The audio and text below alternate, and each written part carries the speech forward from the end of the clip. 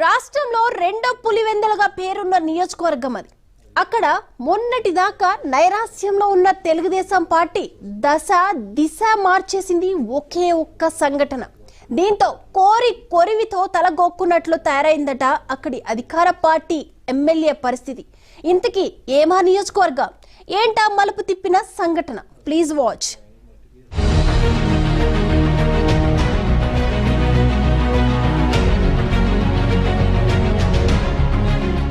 తూర్పుగోదావరి జిల్లా అనపర్తి నియోజకవర్గంలో ఆది నుండి రెడ్డి సామాజిక వర్గం చేతుల్లోనే ఎక్కువ కాలం పాలన కొనసాగింది.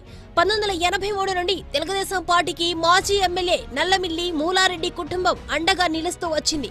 జయాపజయాలను సమానంగా చూసే మూలారెడ్డి కుటుంబం నాటి నుండి నేటి వరకు పార్టీ సిద్ధాంతాలకు కట్టుబడి పనిచేస్తూ వచ్చింది. దివంగత మూలారెడ్డి అనపర్తి నియోజకవర్గంలో 7 సార్లు తెలుగుదేశం పార్టీ అభ్యర్థిగా పోటీ చేసి 4 పర్యాయాలు ఎమ్మెల్యేగా సేవలందించారు.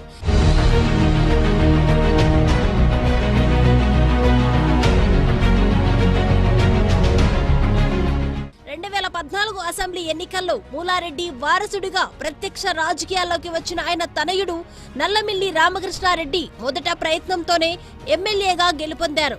అయితే 2019లో జరిగిన అసెంబ్లీ ఎన్నికల్లో రామకృష్ణారెడ్డి ఘోర పరాజయం పాలయ్యారు.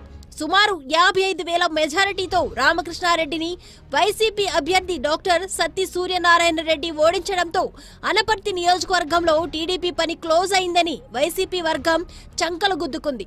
అయితే ఇక్కడ వైసీపీ తప్పులో కాలేసింది.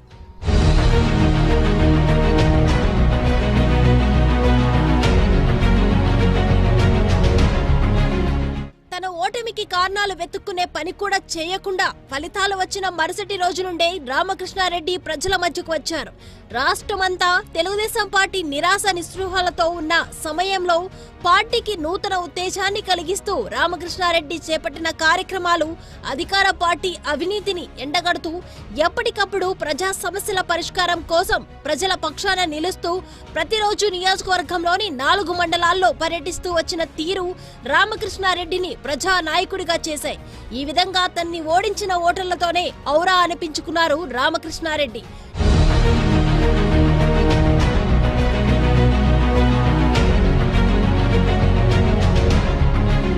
నియోజకవర్గంలో వైసీపీ నేతలు చేస్తున్న అవినీతి కార్యక్రమాలను అదే పనిగా ఎండగొడుతూ వస్తున్న రామకృష్ణారెడ్డికి అధికార party MLA doctor Satti Suryanarayana Reddy నుంచి ఓ సవాల్ ఎదురైంది. అయితే ఏమాత్రం వెనక్కి తగ్గకుండా రామకృష్ణారెడ్డి ఆ సవాల్ని స్వీకరించడంతో అనపర్తి రాజకీయం రసవత్తరంగా మారింది.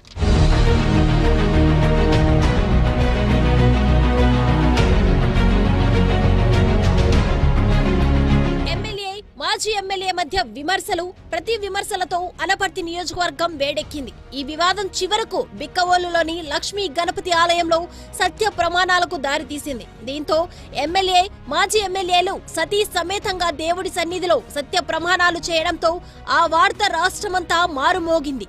ఈ సంఘటనతో టీడీపీ అధినేత చంద్రబాబు నల్లమిల్లి రామకృష్ణారెడ్డిపై దృష్టి సారించారు. రామకృష్ణారెడ్డి పోరాటాన్ని మెచ్చుకున్నారు చంద్రబాబు.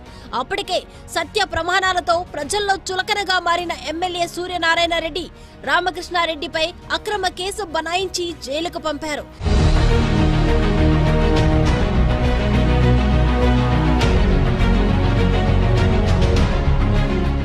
చెయ్యని నేరానికి రామకృష్ణారెడ్డిని జైలుకు పంపడంతో అనపర్తి నియోజకవర్గంలోనే కాకుండా రాష్ట్ర వ్యాప్తంగా రామకృష్ణారెడ్డికి సానుభూతి పవనాలు విచ్చాయి.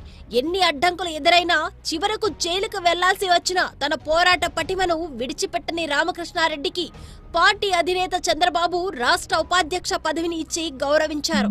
అంతేకాకుండా టీడీపీ ఏర్పాట్లు చేసిన రాష్ట్ర కమిటీల్లో ఎక్కువగా రామకృష్ణారెడ్డి పేరును జత చేయడంతో ఆయన రాష్ట్ర స్థాయి నాయకుడిగా ఎదిగారు. నాటి నుండి నేటి వరకు నియోజకవర్గంలో వైసీపీ గ్రాఫ్ ను తగ్గిస్తూ టీడీపీ గ్రాఫ్ ను పెంచుకోవడంలో రామకృష్ణారెడ్డి విజయం సాధించారు.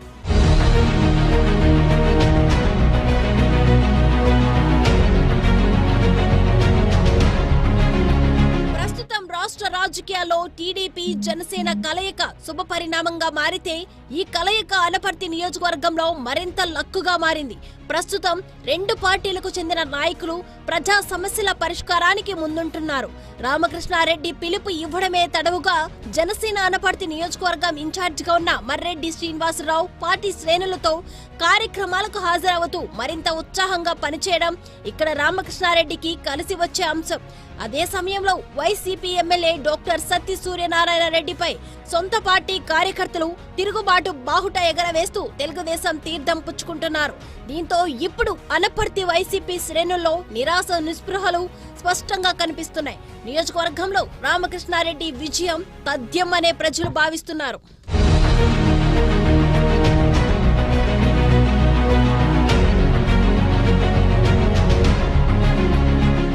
చంద్రబాబు అనపర్తి పర్యటనకు వచ్చినప్పుడు నియోజకవర్గ ప్రజలు చంద్రబాబుకి బ్రహ్మరథం పట్టారు. అనపర్తిలో అంతమంది ప్రజలు స్వచ్ఛందంగా తరలివచ్చి తనకు మద్దతు పలుకుతారని తాను కూడా ఊహించలేదంటూ చంద్రబాబు ఆశ్చర్యపోయారు. ఇక ఎట్టి పరిస్థితుల్లోనూ వైసీపీకి పట్టం కట్టకూడదు అని అనపర్తి ప్రజలు గట్టి నిర్ణయమే తీసుకుంటున్నట్లు కూడా తెలుస్తోంది. పలు సర్వే ఫలితాల్లో కూడా వచ్చే 2024 ఎన్నికల్లో సత్తి సూర్యనారాయణ రెడ్డిని పెవిలియన్ కు పంపించడానికి ప్రజలు సిద్ధంగా ఉన్నారని రిపోర్టులు వస్తుండడం వైసీపీ వర్గాలను కలవరపెడుతుంది.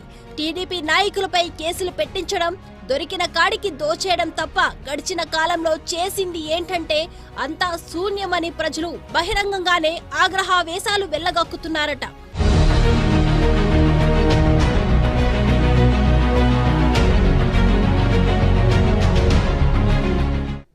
ఇవి ఇవాల్టి మహా న్యూస్ బ్యాక్ డోర్ పాలిటిక్స్ విశేషాలు.